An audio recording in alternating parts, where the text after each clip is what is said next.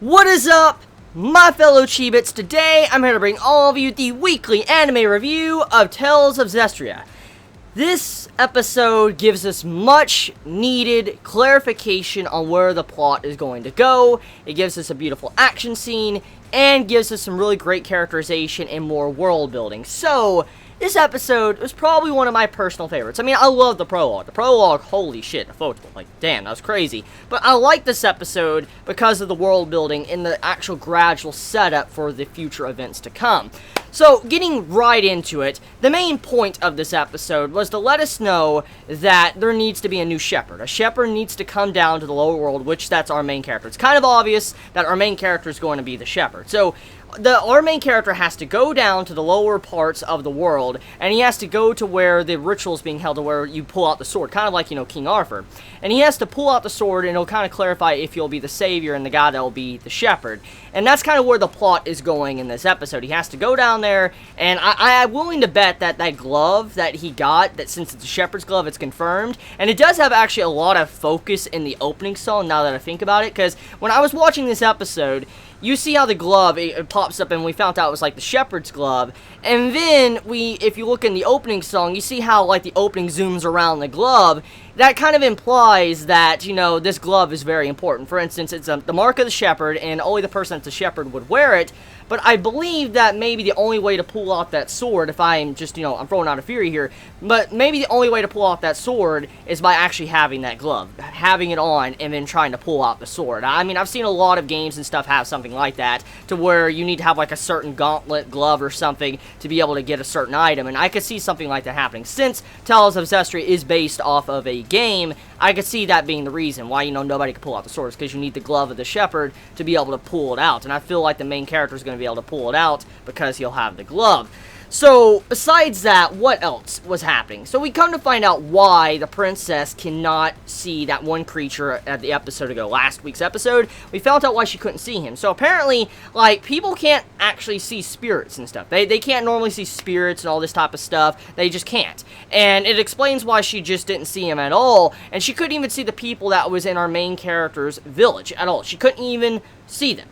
And we found out that our main character was actually in a village of spirits and stuff. And he was the only human amongst them. So he's very different. He's able to, actually see spirits and all this type of stuff, and Hellions, which we found out those are kind of one of the main enemies. He's able to see, all this type of stuff. And I just really like the way the world building was done. It was a really awesome, like, introduction of what we could expect from the series. Because, I mean, look, the first 3 episodes of any anime, it should actually be the gradual setup of future events. And that's kind of what is going on here. And it reminds me a lot of a game. And, I mean, like I said, I know this is based off of a game. And I'm glad Ufotable is actually handling this to make it remind me of a game. It really does. It reminds me of something you would see if you're watching cutscenes in a game. Just these slow, gradual build-up of scenes to where you get this real actiony and crazy stuff of the plot just progressing later on. Now, speaking of the action scene, so the no chill from Studio Ufotable in this episode, oh my god. That quick, like, 1 minute and a half scene of fighting, holy shit, dude. That is just, it amazes me every time I see their animation and production value when it comes to anime. I mean, I just am never prepared to just see the quality they put in. And I've said it time and time again with all the series I've talked about when it comes to Studio Ufotable and the series they make, but I just cannot believe how much work they put into certain scenes, especially that scene alone. When you see the character movement and all that, just moving around the sky, hitting the fucking ground, you just see these particle effects, the explosions, just all this.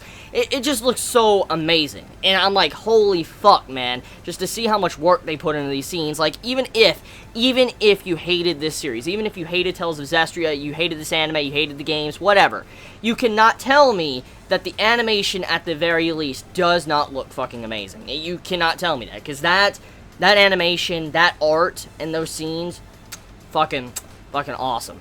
So, yeah, episode very good. A very good start to future events. I can't wait to see exactly how our main character is going to react around in the human world, since he apparently hasn't been around humans much. He's actually been up in this higher part of the planet up there with spirits for a very long time. I'm kind of curious his origins. Like, how did he get there? Why is he there? I'm curious exactly where his background comes from for him to be there amongst spirits, and he's the only human. I'm just very curious, and I wonder if we'll get that information anytime soon. So yeah, let me know your thoughts in the comments below. I mean, this is technically the 3rd episode of Tales of Zestiria, so I'm going to ask, how do you all feel about this series so far? I mean, it is the 3rd episode, even though it's technically titled Episode 2. We did have a prologue, which was Episode 0.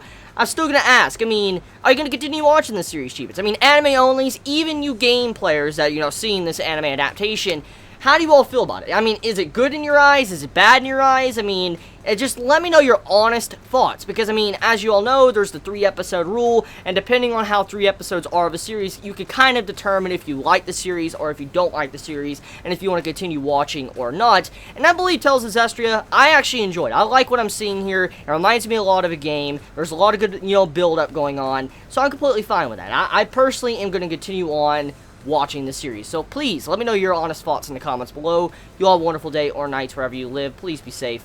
Chibi out.